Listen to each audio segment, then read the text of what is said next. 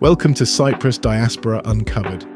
Creativity has the power to unite, inspire, and transform the way communities connect and thrive across the world. In this thought-provoking keynote, Matthew Zorpas explores how creative professionals can leverage storytelling, collaboration, and digital platforms to build meaningful relationships that strengthen both individual identity and collective purpose. Drawing on more than 17 years of international experience in fashion, lifestyle, media, and community building, Matthew shares insights into how creativity can bridge cultures, foster authentic engagement, and elevate Cyprus's presence on the global stage. This keynote was recorded live on May 7th, 2026 during the Cyprus Diaspora Forum at the Amara Hotel in Limassol, Cyprus, hosted by the Cyprus Diaspora Uncovered podcast. For the ones that don't know me, my name is Matthew Zorpas. I'm originally from Cyprus, and I've been in London for 18 years now. My background is in PR and communication. I will start going up on stage. My background is PR and communication, and my first work experience was the British Fashion Council, followed by Vivienne Westwood and the Saatchi & Saatchi advertising agency. I'm the generation that experienced recession. And as soon as I got out there in the market with these amazing degrees and work experiences, the traditional industry was not there to welcome me in. So my entrepreneur spirit kicked in, and I launched my own company supporting young generation fashion designers in London through Facebook and Twitter at the time.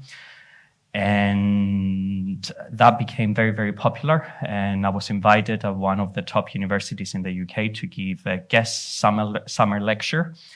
And that led for me having a career in academia for about 16 years in the luxury brand management, digital marketing side. In 2010, I also launched a blog that I named The Gentleman Blogger. That became an overnight success, one of the top 5 menswear lifestyle blogs around the world, and UK's #1 overnight. That gave me the opportunity to work with every single fashion luxury brand. From fashion, I also enter into alcohol brands, car brands, watches, tourist boards, and many, many other sectors and industries. I have been the ambassador of Bentley for about 5 years in a global scale. I have been the ambassador of IWC for 3 years, Breitling for another 5 years, again in a global scale. Today, I'm here to talk about creative communities. What are those and how important they are in diaspora, but also in Cyprus itself. So bear with me. I'm a very, have very long stories to tell, and I'm a good storyteller. However, I was given 30 minutes, so I'm trying to reduce all of my stories to make them short. My first question to you guys, I treat you like my students at university. Why creative communities matter? Everybody is always wondering what's the output, why we should support this, why we should do this, what's the outcome of this effort. So why creative communities actually matter? I will share 2 stories to support this question. Personal stories to me, starting with East London. Anyone aware of East London? Yeah, okay. So we associate East London, if you ask anyone from the youth, what is East London, they will tell you it is a neighborhood in London that there's a lot of creative people, it is upcoming, it is fun, you're gonna go party there, and so on. It has a lot of amazing restaurants, coffee shops, it's where it's vibing. Very, very similar to Brooklyn, to New York. So it's these areas that they are kind of like outside of the center of the town. That have gathered these amazing creative communities, that they are very, very attractive now for investments, but also for the lifestyle of people. So when I moved to London just after my military service here in Cyprus, at 20 years old, and I went to study, one of my French classmates invited me on a Sunday night to go party at this very underground secret party that it was named Boombox. Anyone familiar with Boombox? Yes? Wow, okay, good. Perfect. So Boombox was this party that it was happening in East London, in Hoxton Square and Hoxton Kitchen, every Sunday night. And you needed somehow to be either a proper fashionista or to have a huge authentic self and curious about fashion. I remember queuing to the party, and my classmate was like, you need to reverse your jacket inside out in order for us to get in. Otherwise, we're not getting in. So I needed to turn all my clothes and make them look weird in order to get into this party. In Boombox, you will have the likes of Kylie Minogue, Bjork, Alexander McQueen, Isabella Blow, all of these incredible creative geniuses, very, very famous globally, that they were just partying there. The party was always every Sunday night because they wanted people that they have nothing to do on a Monday, that they don't need to go to work. Therefore, it was happening on a Sunday. This is how strict the format of this creative community was. Boombox, again, was happening in Hoxton Square, probably now 20 years ago.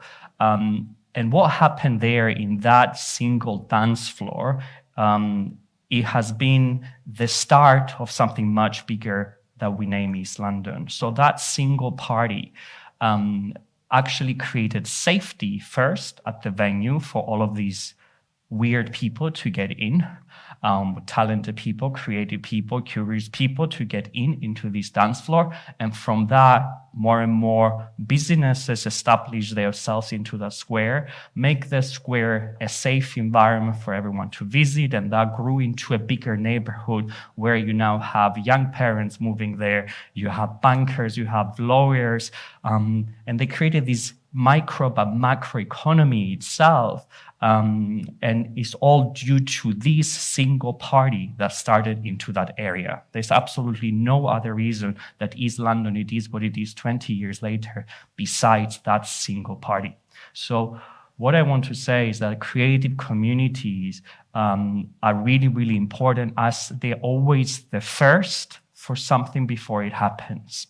And they really, really help and the economy, and to create safety and security to these environments. The second story that I want to share in regards to why do they matter, the creative communities, is my own personal story when this picture in 2010, shot by Vanessa Jackman while I was going to work outside Somerset House in London, went into the magazine Esquire Menswear magazine in the UK. And he ran through this competition that Esquire was running at the time for the best dressed man in Britain.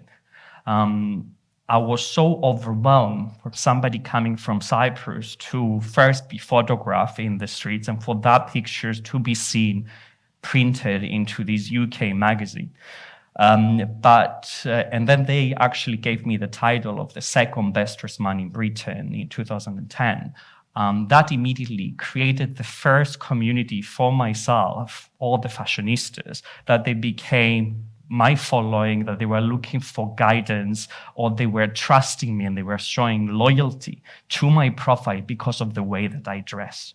And it is the first community that immediately I built my whole career on it 20 years later.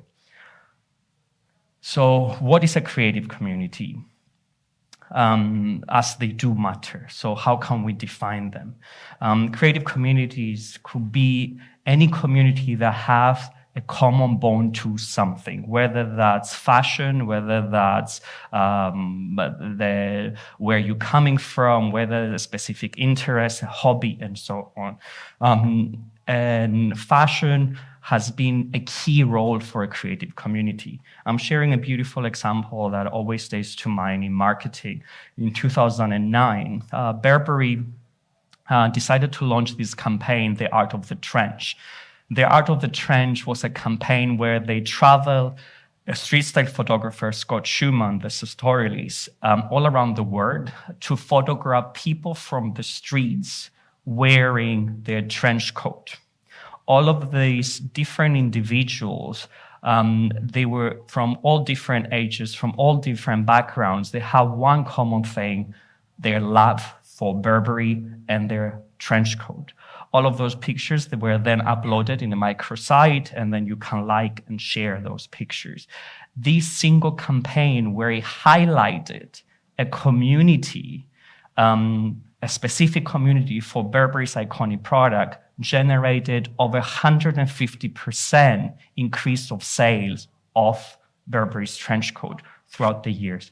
It remains, from 2009, one of the most successful marketing campaigns to celebrate a community. I know Yorie is here from Petrolina. What a beautiful idea if you do it, and I should be producing that, for you to celebrate every single customer and their profiles, that they show loyalty to you and your gas stations throughout the years, and all of those individuals, how you can put them together and celebrate them part of that community. Art is also a common ground for a lot of people within the creative communities. This is another example in 2005 where Prada, a fashion brand, decided to throw a store in the middle of the desert in the US. This store is actually a sculpture, so you cannot actually enter the store. You cannot purchase anything. It takes you 2 flights and 7 hours drive to get there. And it had generated over 30 million news press stories just because of people wanting to visit that. You had Beyonce driving there to get a selfie in front of the store. You had Beyonce and the full community of fans loving Prada, just wanting to be part of that journey. So creative communities matter. They do make the effort to get there. They are loyal to the brand and so on. Food and hospitality also can be a connection for a creative community. And if you live in London, for the last 2 years, I remember when everybody moved from Starbucks to Pret, from Pret to Neon, or from Neon now to all these micro-roasting coffees. Every single year that I go back to the university and talking to my new students and my international students that they come in, one of my first questions that I do to them in the Luxury Brand Management Master course is, where do you get your coffee from? And it matters where you get your coffee from, because there's a specific community that they will go to that specific coffee shop. And it's very, very interesting on how brands have actually taken and tapping into those communities by introducing their own coffee shops on the way. Connections in the digital and the physical world. Since 2010, with Esquire named me the best dressed man in Britain, and the launch of the Gentleman Blogger, my huge effort was to develop these online communities. And it was coming from myself specifically, strategically, but also from the brands themselves. Their idea was, we want to introduce our brands, our products to this online community that you currently have, whether that's on the blog, whether that's on Instagram, whether that was on Twitter or Facebook and so on. So I was given access to an industry that it was happening in the physical environment and providing access or a window to an online community that I have to that specific event. Quickly though, I realized that online is not the only thing. So I started shifting and understanding that digital is no longer enough, but physical and bringing the community together had a bigger reach and a bigger goal. So I started launching these parties of bringing people that they were online and following me online to this physical space to party with me, to meet me. And you had this meet and greet, come and have a conversation with me, this exchange. And how important are those ecosystems now? So it is a reminder from anyone running a business currently in Cyprus that we all chase these followers of thousands and likes and engagement and so on, but we have forgotten that the people in the room on the ground are the most important communities that we should be talking to. From there, just before the pandemic, luckily, I also I launched my documentary, Make Believe, where I capture the success of my career and my business in the menswear sphere. I commissioned 3 videographers, 22 days for London, Milan, Florence, Paris, and Geneva for the watch fair. I traveled them 24 hours with me and created this amazing documentary. And the idea was to celebrate this industry. However, my communication, what I felt, I didn't want to just release it on YouTube. I didn't want to just release it online, but I took something from the old format. And what if I was doing my own film screening in one of the oldest cinemas? And that's what I did in every single capital, from London to Milan, to New York, to Istanbul, to Athens, to Cyprus. Again, and that community came and showed up in a physical terms. They came into the room and watched me grow. So again, all of these hybrid communities was very, very important. Through my career, pandemic, of course, comes in, and I needed to change my way. So immediately, as my whole passion was putting these communities together into the physical space, needed to stop from all around the world, and I needed to reverse and go back online. Creatively speaking, I immediately thought to launch the couch sessions, where I invited every single leader in every single sector that I was working for and do an Instagram live. I was entertaining the community every single night for like 2 months at the beginning of the pandemic, where I still had the energy to do so. But again, how those exchanges between the online community and the physical community. Further, post-pandemic, I immediately realized that the creative community is the most necessary thing that they have. It is that emotional intimacy that they need to experience. And that's where immersive experience is coming along. We'll be using the word immersive forever in academia. We'll be using it last night as well. But that's where I started creating immersive experience for a group of people and a community that I wanted to grow. From intimate dinners, in private members club, in London, in Sao Paulo, in Rio, in Milan, in Florence, in New York, in Athens, in Istanbul, hammam experiences, music performance, private piano concerts, and so on. And that immediately grew and proved my point that community will show up for me. They're willing to experience that, and so on. So definitely the future belongs to these hybrid communities. It is a real world experiences, these intimate gatherings, this human interaction.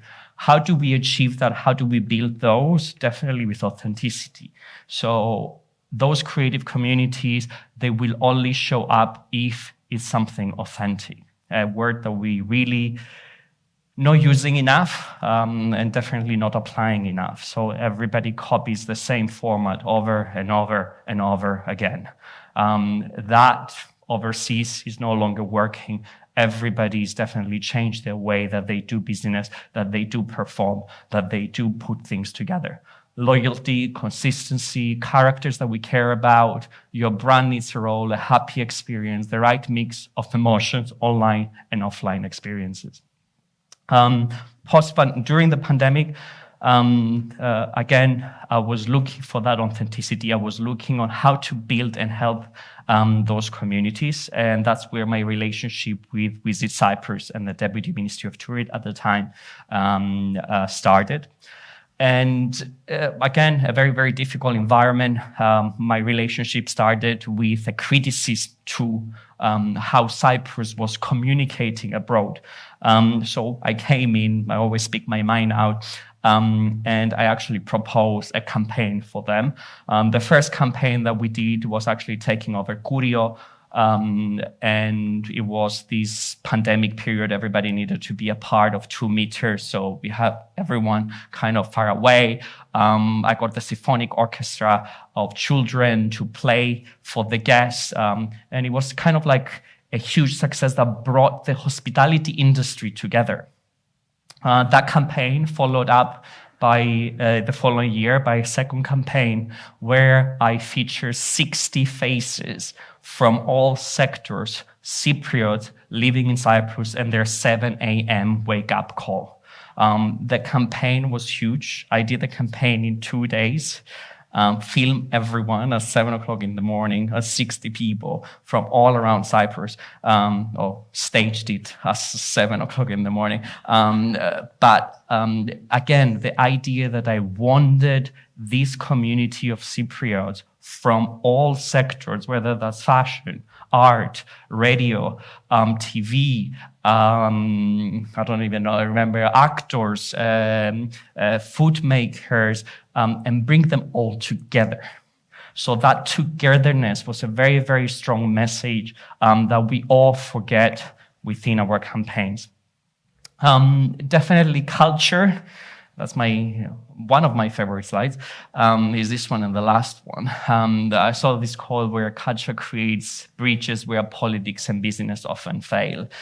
So 2 weeks into Vouleftικές, I find it fascinating that none of these people or these candidates talk about their input to culture. And it's something that we all need to kind of like catch up with the rest of the world. So definitely these creative communities, these communities part of culture, they definitely their way forward. Few other examples of me working with the creative communities or building those creative communities. Here is Q Rising. Q Rising, it is a foundation created by the royal family of Sharjah in the UAE that I've been working with for almost 3 years now. The foundation gives to 2 designers from the Southeast countries a $500,000 cash prize for 3 years and a 5 years mentorship program that they gather in Sharjah. You get to vote, and then the 2 winners, they receive the cash prize and the mentorship. The whole idea of the program, we wanted to activate different regions and build a community around the program. This is Lagos in Nigeria. My whole responsibility of this project was actually to create an experience for the Nigerians, for the Lagos people, that they had an interest in fashion, of course. So we partnered with the different universities. We gathered them on, our founder, Hur, and the creative director, and the royal from the royal family in Sharjah, exchanging conversations with the designers from the region and finding and activating this program in all of these different parts of the world. This is Mumbai in India. Again, the same similar activation. But again, my whole purpose and strategic approach was we need to build the community to introduce that program to the region. Here is Maya and Omer. That's the winners from 2 years ago that they won the Q Rising program. And again, what we saw in the industry from these young designers was the idea that they wanted to build a community of buyers and a community of artists around the brand. Here they are with Michelle Lamy and Scarlett Rouge. Michelle Lamy, the wife of Rick Owens, Scarlett Rouge, performer artist, the daughter of Michelle Lamy, where she performed for us. Here is Omer and Scent Experience that we created in a gallery in Milan, where Sileno, a master nose for Gucci and Balenciaga, perform a scent ceremony to 60 guests. And again, Omer Sim is a fashion brand, how we enter a different community that it was interested in senses and brought them together into this space. But something that I have experienced recently, I was in Milan for Salone del Mobile. Anyone aware of Salone del Mobile? Yes, good. Salone del Mobile, it is a design fair that is happening in Milan once a year, every April.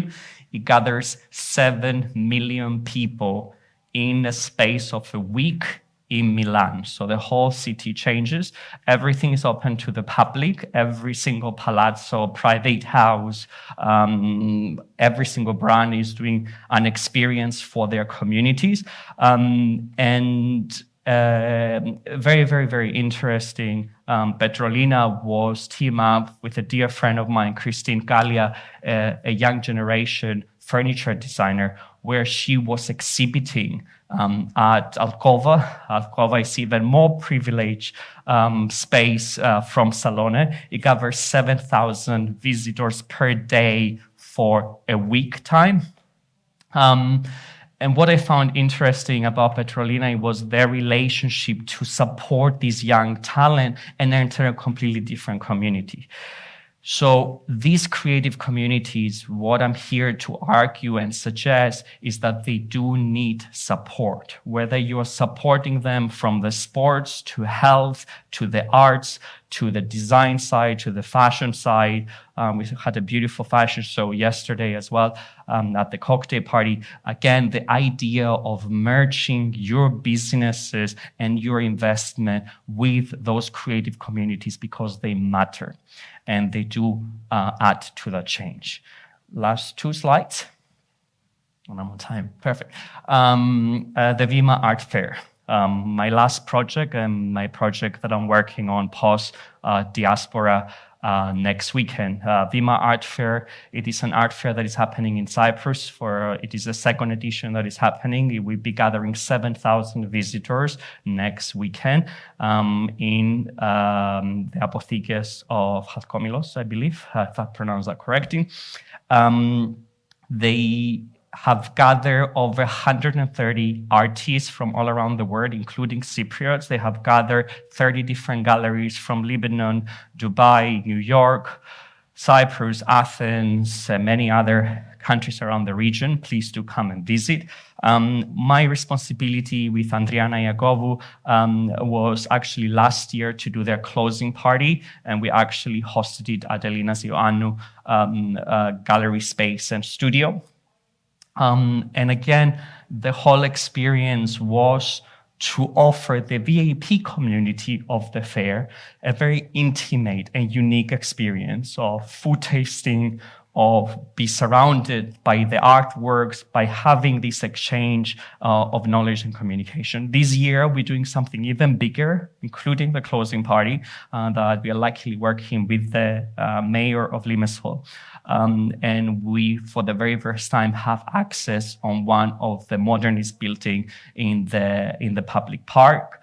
But however, the rest of the year, we have been consulting the art fair with our contribution on how to build a Greek Cypriot community around the fair. As the fair is being run and founded by 3 Russians, within the 250 VIP Russian clients that they come, there is a very small minority of Greek Cypriot attending the fair or having any involvement with the fair. And this is really worrying from my side. As the community, we're trying to educate the community to be involved. So please do check it out, be involved and be part of that community. So creative communities, what I want you to take out with, they humanize globalization. So they make things easier to all of us.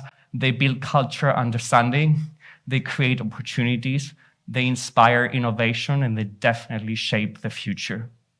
The most powerful thing that we actually have for this weekend here in Diaspora is not an audience, but to actually build your own community. So please do exchange, be open, communicate to each other. We all need each other, support each other, and build a great community. Thank you so much.